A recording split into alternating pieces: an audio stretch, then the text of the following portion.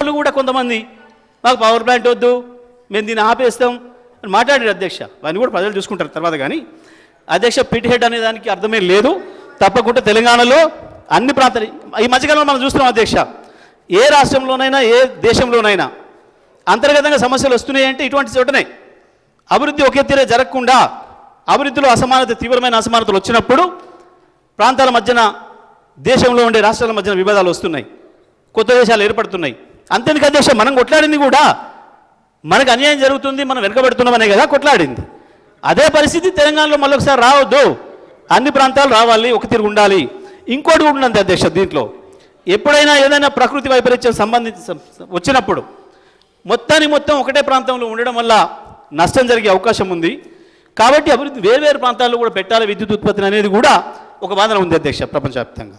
ఇవన్నిటిని దృష్టిలో పెట్టుకొని శాస్త్రీయంగా ఆలోచించి నల్గొండ జిల్లా ప్రజల గురించి ఆలోచించే మేము అది ఇక్కడ పెట్టడానికి నిర్ణయం తీసుకున్నాం అధ్యక్ష.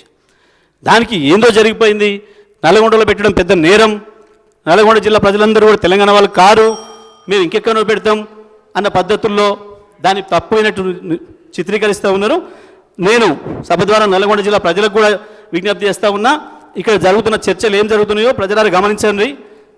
నల్గొండ పట్ల ఏముందో ఈ ప్రభుత్వ వైఖరి ఒకసారి చూడాలని చెప్పి కూడా నేను నల్గొండ జిల్లా ప్రజలకు కూడా విజ్ఞప్తి చేస్తా ఉన్నా అధ్యక్ష. ఈ సందర్భంగా అధ్యక్ష, ఇవాళనే వారు కిషన్ రెడ్డి గురించి ప్రస్తావించారు.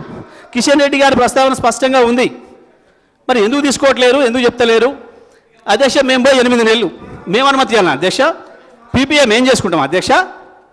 పీపీఎం ఏం చేసుకోవాలన్నా ఇవాళ ఎన్టీపీసీతోని?